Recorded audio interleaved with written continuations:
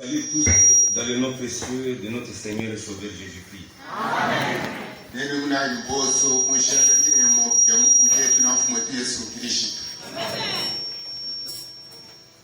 Je vous demande de pouvoir vous tenir debout afin que nous puissions prier Dieu avant de lire sa parole. Seigneur Jésus, toi qui avais dit que là où 2 ou 3 sont assemblés à mon nom, je suis au milieu d'eux.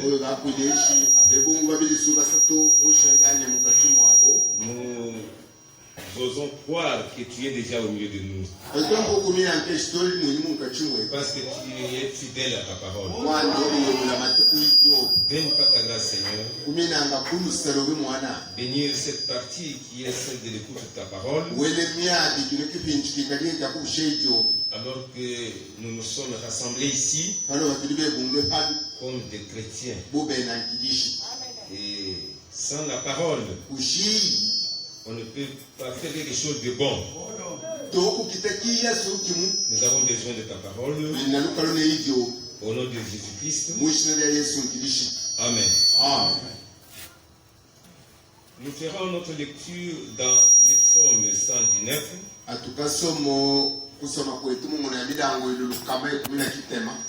Nous ne lirons qu'un seul verset qui est le verset 59.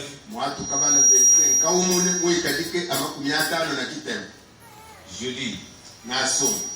Je réfléchis à mes voies et je dirige mes pieds vers tes préceptes.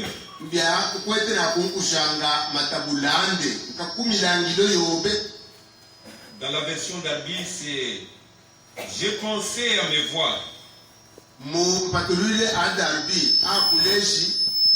J'ai pensé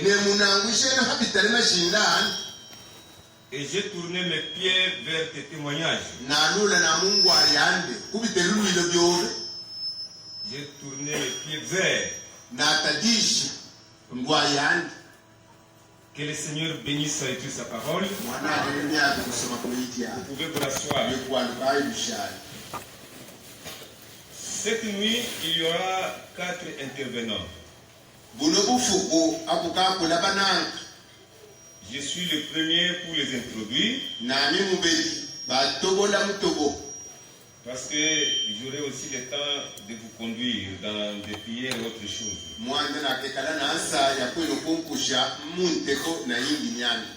Et tout celui qui viendra ici nous apportera seulement la parole. Et après, il arrête. Et puis, nous allons continuer avec nos programmes. C'est pas que chacun qui prêche puisse encore commencer à conduire de la prière. Mais ce qu'il va apporter là, nous allons nous baser sur cela pour conduire les gens de la prière. Je voudrais commencer à parler pour apporter un sermon en bref intitulé Réfléchissons à nos voies.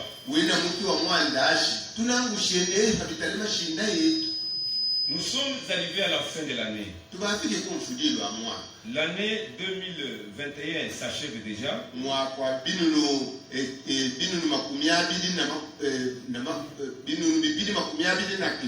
Elle est déjà agonisante. Et bientôt nous entrerons dans une autre année si telle est la volonté de Dieu. Parce que nous n'avons pas encore terminé celui-ci. Il y a encore quelques heures qui nous séparent de la réflexion. Alors nous pouvons en profiter pour réfléchir à nos voies. C'est pourquoi nous parlerons sur ça et réfléchissons à nos voies. Ce psaume où nous venons de lire, c'était chanté par David, le roi David. C'était lui qui avait chanté cela. C'était lui qui avait dit, je réfléchis à mes voies et je dirige mes pieds vers tes préceptes. Je vais lire le prophète. Dans le message lui-même, réfléchissons à nos voies. Paragraphe 7, deuxième partie. Juste au verset 8 d'abord. Vous savez, David, j'ai appris qu'au moment où il a écrit ce psaume, il était en détresse. Et David était juste un homme comme nous tous. Qui avait ses hauts et ses bas. Et ses manquements. Et il était vraiment en détresse. Dieu n'a pas promis à un croyant une vie sans difficulté. Mais il a promis une grâce suffisante pour s'occuper de ses difficultés. C'est ce qui fait tressaillir mon cœur. De savoir que sa grâce est suffisante. Malgré toutes nos inquiétudes. Et toutes nos difficultés. Et frustrations. Dieu a cependant promis de nous aider à les traverser. Il nous a promis de nous aider à les traverser. Toutes les difficultés. Il n'a pas promis que nous n'aurons pas de difficultés. Nous les aurons toujours. Mais il a promis une grâce suffisante pour s'occuper de ces difficultés. Il a promis de nous aider à les traverser. C'est tout ce que nous pouvons lui demander. Sachant qu'il connaît le chemin. Dieu lui-même connaît le chemin. Même la lettre qui approche. Et vous connaissez tout ce qui concerne cette année-là. Mais Dieu connaît tout. Il est omniscient. C'est comme Josué l'a dit à Israël. Vous n'êtes pas encore passé par ce chemin. Nous ne sommes pas encore passés par ce chemin. Ainsi, c'est lui qui connaît le chemin et qui peut nous l'indiquer. Voyez-vous cela? Il n'a qu'à se remettre dans les mains du Seigneur. Je vais me représenter David. Sa maison était surveillée. Saoul et son armée surveiller sa maison pour les tuer. Je peux me représenter David. C'est tordant les mains avec une nervosité et faisant les 100 pas. Ça et là, dans sa chambre, il regarde dehors par le fenêtre et surveille chaque petit mouvement dans le buisson. Et il ne sait pas à quel moment une flèche pourrait siffler en l'air et lui transpercer la peau.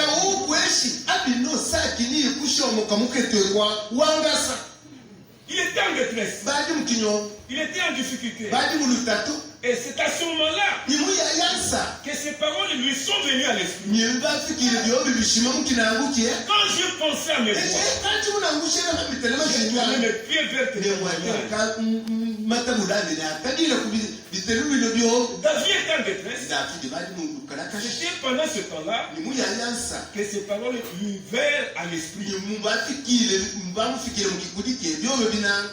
Quand je pensais à ma voix, David s'est mis à penser à ses voix. C'est généralement au moment où l'homme est en détresse. Généralement. Qu'il s'est mis à penser à Dieu. Quand quelqu'un vient là, il est bien, il a l'argent, il a tout ça.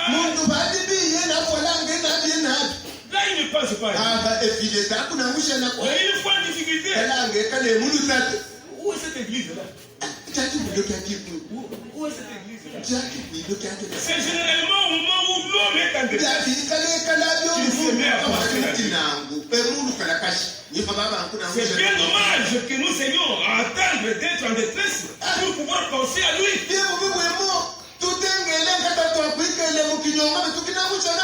Mais j'ai entendu bien des gens, plusieurs personnes qui se disaient non croyantes et qui ne croyaient pas que Dieu existait. Mais j'ai observé ces mêmes gens, laissez-les être blessés ou avoir des amis. Ceux-là qui ne croient pas en Dieu, laissez-les être en difficulté. Ils penseront maintenant à Dieu. J'ai déjà reçu même chez moi à la maison là. Même les témoins de Jéhovah. Quand venir là. Quand quelqu'un est en difficulté, il pense à Dieu. Même les douteurs, laissez-les être en difficulté. C'est à ce moment-là que beaucoup pensent à Dieu. Voyez-vous cela? Il pense à Dieu. Paragraphe 10 à 14, je lis. Il y a quelques mois, je parlais à l'honorable juge de notre vie.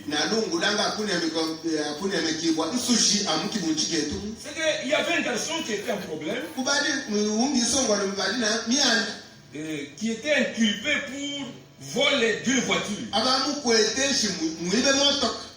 Et alors, maintenant, sa maman l'avait accompagné. Et puis on avait longuement parlé à ce garçon. Et il avait mis ses bras autour de lui et avait dit, si vous pouvez convaincre le juge, parce que le juge fréquentait le baron Tabernacle. Si vous pouvez convaincre le juge de me pardonner une fois de plus, je vous promets, je vais prendre place à l'école du dimanche.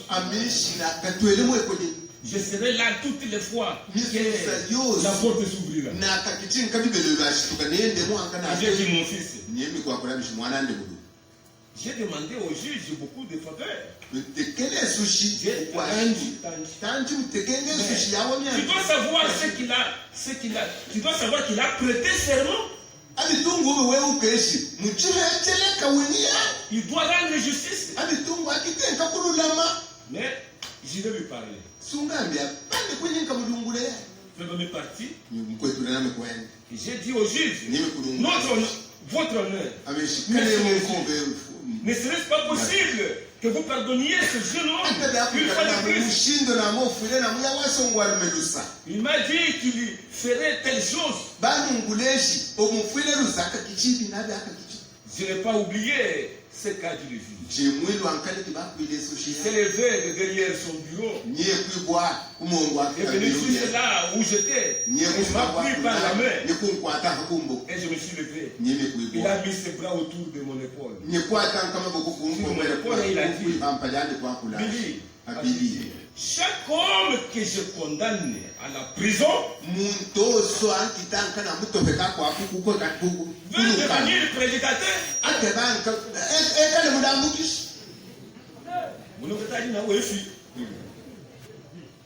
Il est dans la détresse. Mais il a dit, j'ai vu beaucoup d'entre eux être graciés, être dirigés leur peine. Ils oublient tout à ce sujet une fois qu'ils retrouvent la liberté. Généralement, c'est en temps de détresse que l'homme cherche Dieu.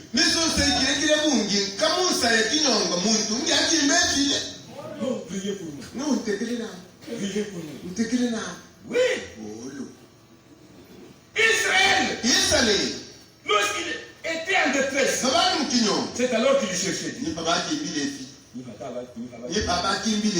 Lorsque les Philistins les envahissaient, et que l'armée syrienne les assiégeait, c'est alors qu'ils se tournaient, prenant l'arche de l'alliance.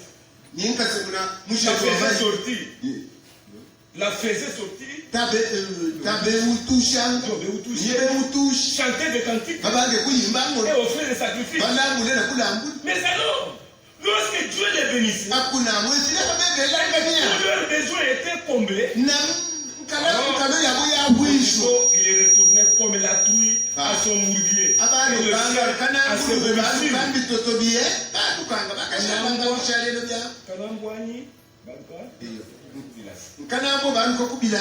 Quand quelqu'un a difficulté, il pense à Dieu. Quand Dieu le bénit, il oublie.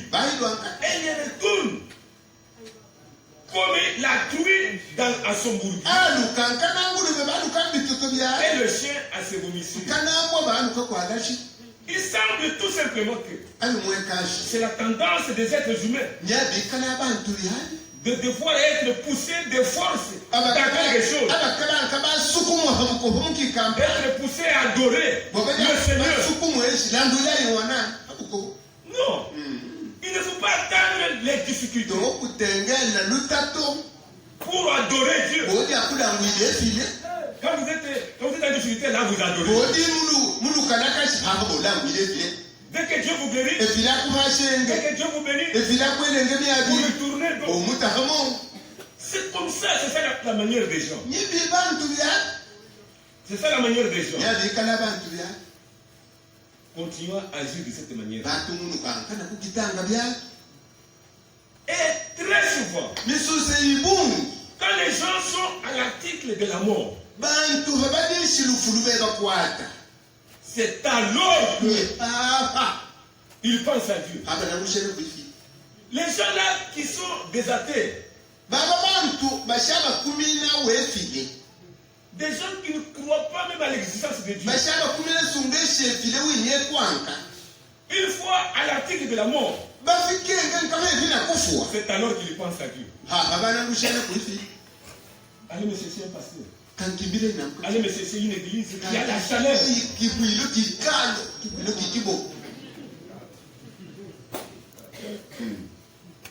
Paragraphe 9. Comme nous l'avons appris, Bob Engerson,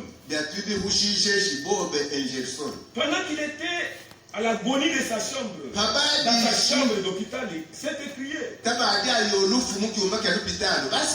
C'était un homme qui ne croyait pas l'existence de Dieu.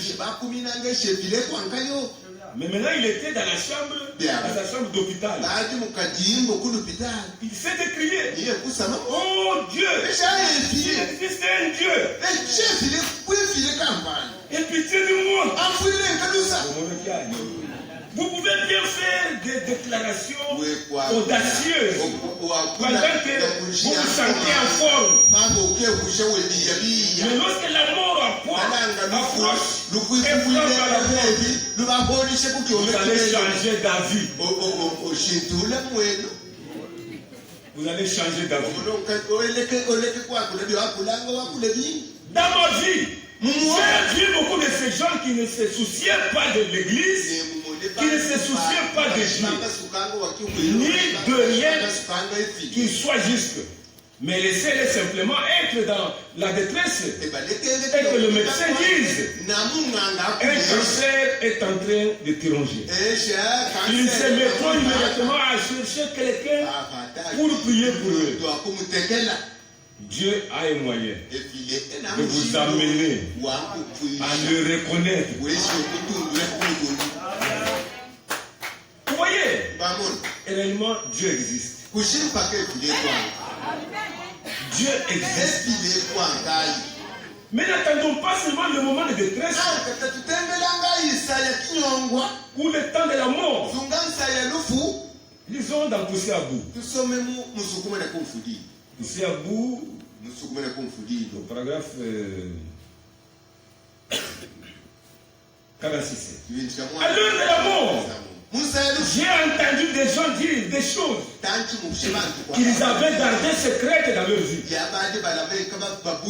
Quand ils étaient sûrs qu'ils allaient mourir. Le Branham me parle d'une voix haletante, imitant quelqu'un qui est dans le désespoir. Et dans le désespoir, Il cherchait à confesser cela. Prenez telle chose. Allez, s'il vous plaît. Faites-le. Ils étaient dans le désespoir. Et ils auraient dû faire cela avant. Au lieu d'attendre le temps d'urgence. Voulez-vous faire telle chose pour moi? À l'heure de la détresse. Vous voyez la personne se démener maintenant. Voyez-vous cela? N'attendez pas ce moment-là. Il fallait réfléchir sur vos voix. Pensez à vos voix. Pendant que vous êtes en bonne santé. Quand vous êtes encore bien là. Alors pensez à vos voix maintenant. Dans les 6 buts de Gabriel à Daniel, de la visite de Gabriel à Daniel. 151, 152. Je lis. Un jour, j'étais tout près d'ici, à l'angle de là-bas, auprès d'un homme qui m'avait appelé à son chevet au moment de sa mort. Il a dit, j'ai toujours voulu faire telle et telle chose. Il a dit, mais je n'ai jamais servi le Seigneur. Bien des fois, je me suis retenu pour ne pas aller à l'hôtel.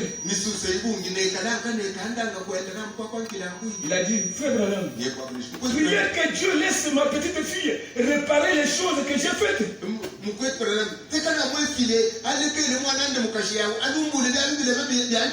Peut-être qu'elle pourra faire quelque chose pour le Seigneur. J'ai dit, c'est pas possible, frère.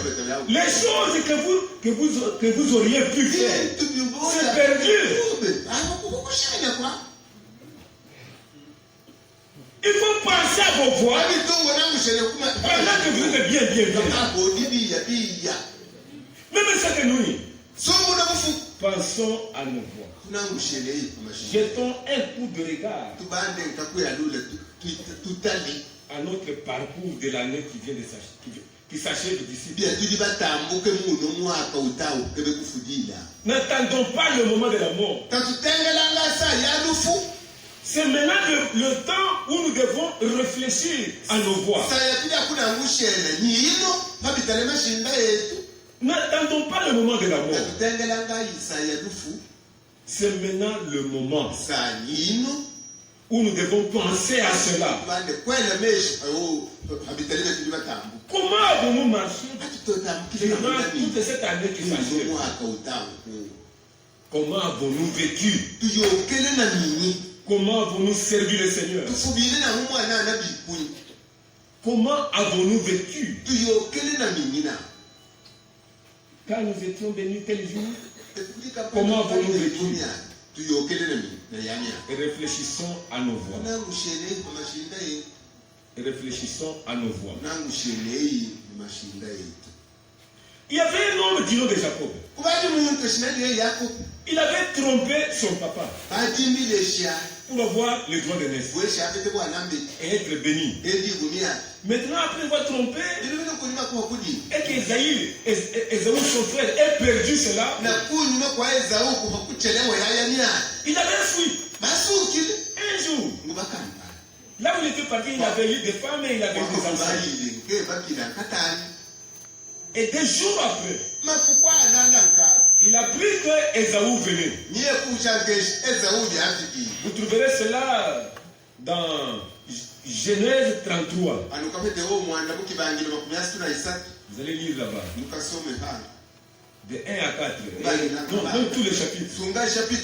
Quand il a appris que son frère Ésaü, qu'il avait trompé là, venait. C'est alors qu'il réfléchit à se voir. Je l'avais trompé.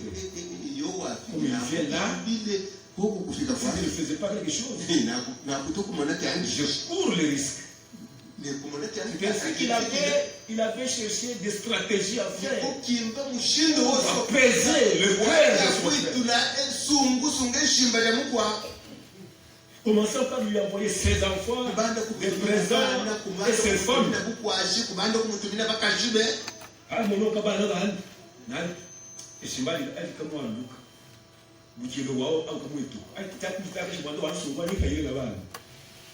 Alors, il avait réfléchi.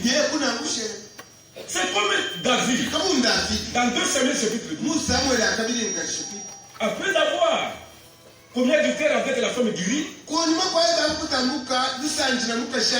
était toujours bien. Mais Dieu lui a envoyé le prophète Nathan. Quand celui-là lui révéla la chose. Écoute, ce que tu as fait. Oh, il réfléchit à ses voix. Et il demanda pardon. Vous allez le lire dans 2 Samuel chapitre 12. Verset 5 jusqu'à 14, vous comprendrez. David réfléchit sur ses voix. Et il comprit que non, il avait mal fait. Et il demanda pardon. Et il fut pardonné. Mais Dieu dit, mais le prophète dit, mais malgré cela, ce fils-là, lui va mourir. Celui que tu as eu avec cette femme.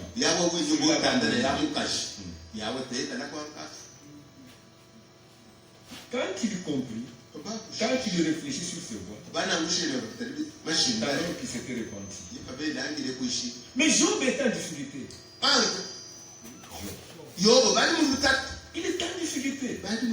Et il réfléchit sur ses voix. Il trouva que non, il était correct devant Dieu.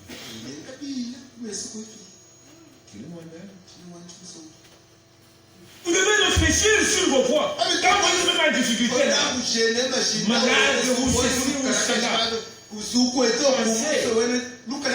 jetez un coup de regard à votre parcours de la vie. Peut-être c'est une malédiction. Qu'est-ce que vous avez fait? Vous devez réfléchir sur vos voix. Je vais terminer avec le serpent écrasé. Parce que cette nuit, ce n'est pas seulement une nuit de réjouissance, mais nous devons d'abord réfléchir à nos voix. Quelquefois, par exemple, 9 à 11, comme tout conducteur spirituel, quelquefois, comme tout conducteur spirituel, je tourne mes regards vers le chemin que j'ai parcouru. Et je me demande si j'ai semé la bonne semence. Tous ces prédicateurs ici, qui vous prêchent partout à la radio et ailleurs, s'ils pensaient un peu,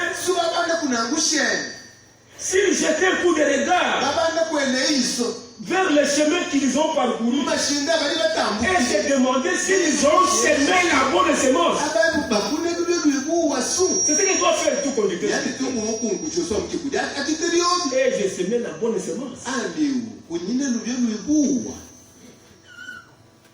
Beaucoup. C'est ça la question. 11.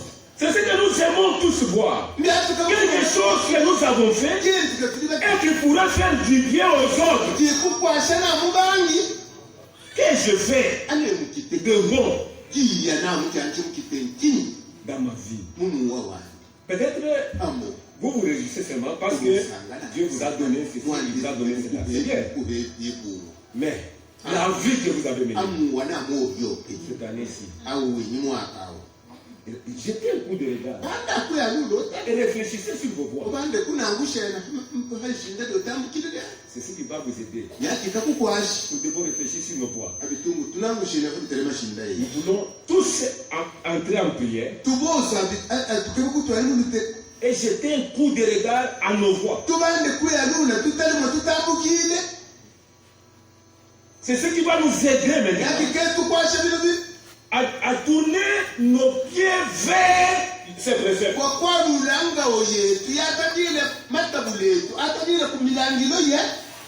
Et réfléchissons.